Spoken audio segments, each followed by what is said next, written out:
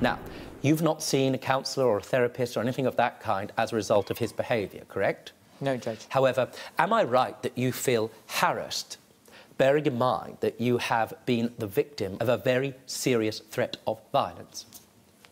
Yes, Judge. And am I also right that you think that the trespass to your property, especially your mail, is very significant indeed? Yes, Judge. And you would like to form a counterclaim based upon those two legal principles? Yes, Judge. No. Now, just to be clear, your claim is not restricted to the £500 principal sum of the loan. You also have an additional amount as well you'd like me to consider, correct, sir? Emotional distress. Emotional distress? Yes. And how much is your emotional distress worth, sir? £2.5 grand. 2,500? Be quiet. Please, sir, could you explain that to me? The reason is that I've been considering worrying about this money not coming back to me. I've been rushed up to Basingstoke Hospital under a heart attack. Because of the worry? Yeah. And now I'm under a load of medication, pills. I accept that this has caused you some distress. I accept it's caused you worry. You say the fact that this gentleman hasn't paid you back has caused you worry to the extent that you're entitled to sue him for £2,500 for the physical effects of him not paying back your debt. I was fit enough before, no, I'm not now. Understood. Trevor, Chris, there are two parts of this claim. Trevor, you are suing Chris for non-payment of a loan. In nearly all cases where you know an individual, they're a family member or a friend, a loan is not recoverable because you don't have an intention to create legal relations. In other words, the parties didn't intend that in the event the person didn't pay it back, you were going to end up in court. The way that you rebut that presumption is by putting it in writing. In this case, you didn't have anything in writing except a text message.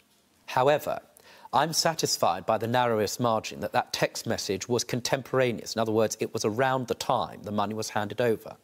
What's more, even if I was not satisfied about that, Chris, you lied in order to obtain this loan in the first place. In those circumstances, Trevor, I award you £500. As you've already understood, you are not entitled to charge interest, and that offer was made in stupid circumstances which are not enforceable. Sir, I dismiss out of hand the £2,500 that you've applied for emotional distress. I believe that you've suffered some physical effects as a result of this gentleman not paying you back, but that's not recoverable. Chris, at the beginning of this case, I thought I would deal with your counterclaim in a very short period of time. It is very difficult to claim for emotional distress. You have to prove that you've suffered a real consequence as a result of somebody's behaviour. In the course of these proceedings and hearing Trevor's evidence, I am satisfied that you do not have a claim for emotional distress. You have a better one.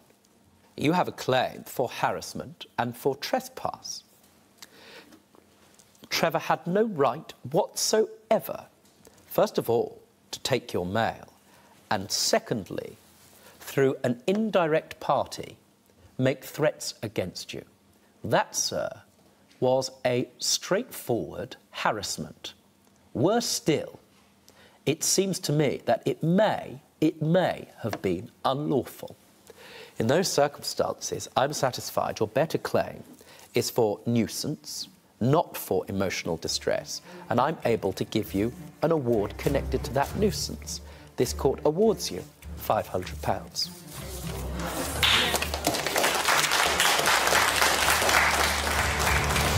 Trevor won part of his claim and was awarded £500 by the court. You drafted this agreement? Peter drafted it. I actually drafted it, Your Honour. It sets out how much you owe, and what's more, the critical part of it is you even set out when you have to pay back and the terms. Yeah. £300 each month, right? The total being £900.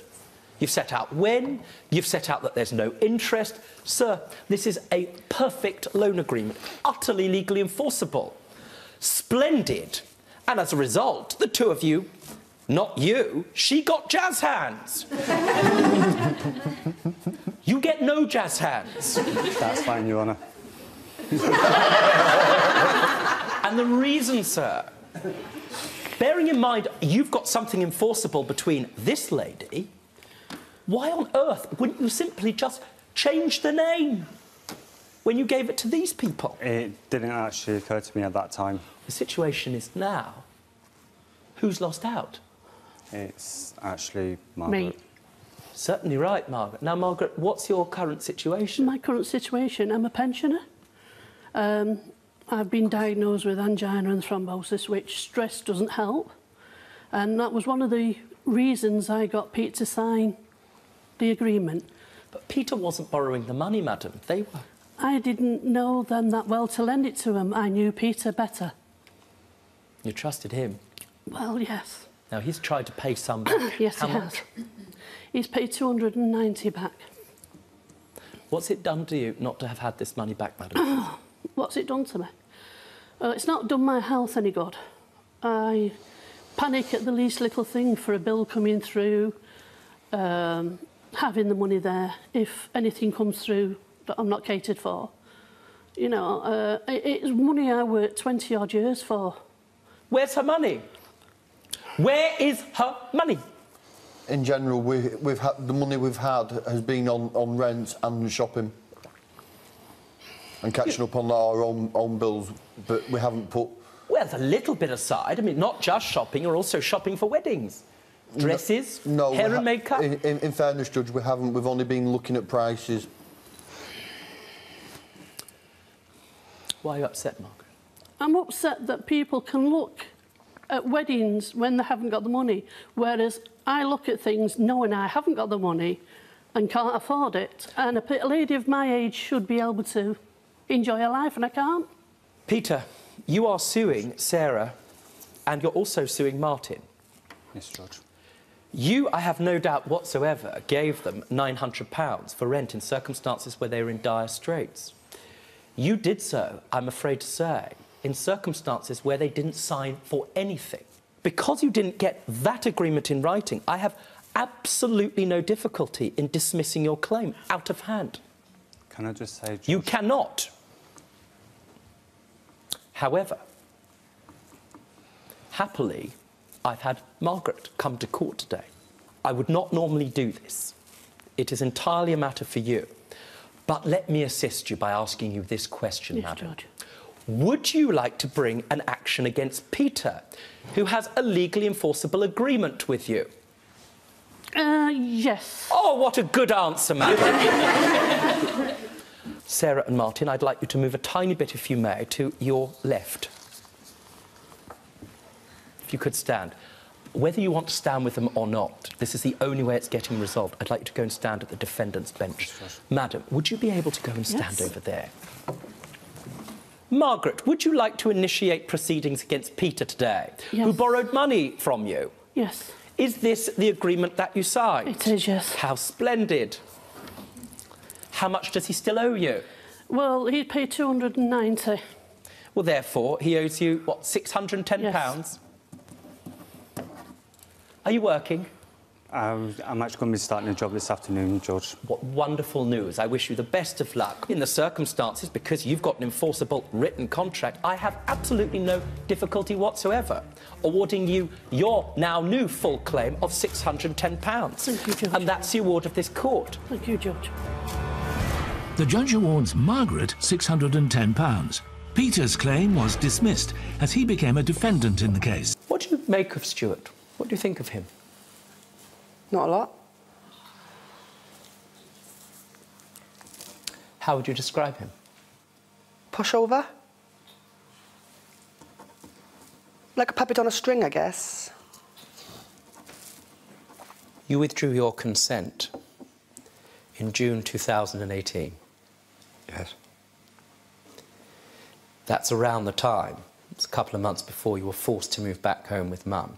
Yep. When your bank account had been completely depleted. I assume, therefore, once you were living at home, that you wouldn't have heard anything further from Rachel, correct? Correct. Can't be true. 2 weeks ago, having looked at your bank account, I have seen a further transfer, sir. Do you know how much that was for? About £800 over 2 weeks. £800. Did you give permission for her to use that money? No, she asked me if she could pay I could pay a phone bill for her. I said yes, but then money disappeared. She said it from the phone company. Since the time that you said she could no longer go online and had no permission whatsoever, do you know the total sum that she has taken? About £1,000, I expect. £2,968. Pushover, you entitled to this money?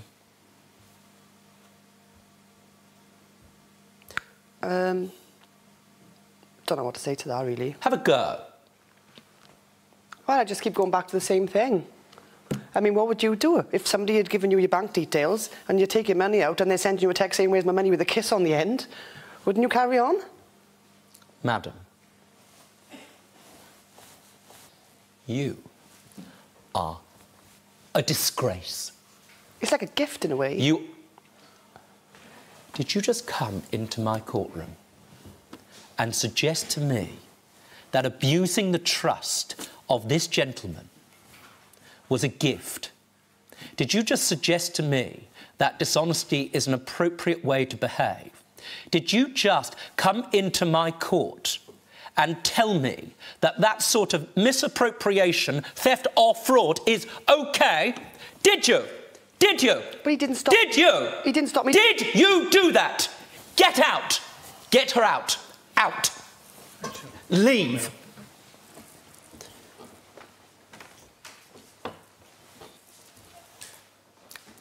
In thousands of cases I have done, I have never met a more brazen, a more unpleasant, a more dishonest, a more foul defendant than I have seen in this court. And I am sorry to you, sir, because you've been abused.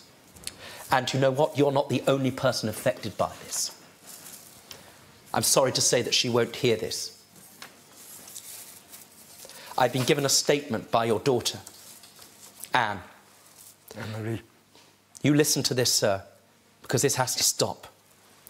My dad, Stuart, was with Rachel for 8 years. My dad is dyslexic and struggles with computers, so allowed Rachel to take control of his finances online. My dad thought that this was the case until he received a letter from the council which stated that he had unpaid council tax. It was then that we realised that Rachel had not been paying the bills at all and instead had been paying herself. They split up soon afterwards, around 2 years ago, after she left him for someone else, and my dad moved in back with my gran. To this day, Rachel still has access to my dad's account and still transfers herself money. She must owe him thousands now. My family really dislike Rachel and feel sorry for my dad. We think he still loves her, and he's a softie and can't say no. Sir, do you still love her? As a friend, yes. It's got to stop. It's over, do you understand? Yep. Also, when you leave here, I'm going to ask you to get in touch with your daughter to change all of the passwords on your computer. Do you assure me you will do that? I will. Don't be stupid. Stay and watch the best Judge Rinder moments. And I'm talking. Understood? Don't be a moron. Subscribe to Judge Rinder YouTube channel. Right now. That's an order.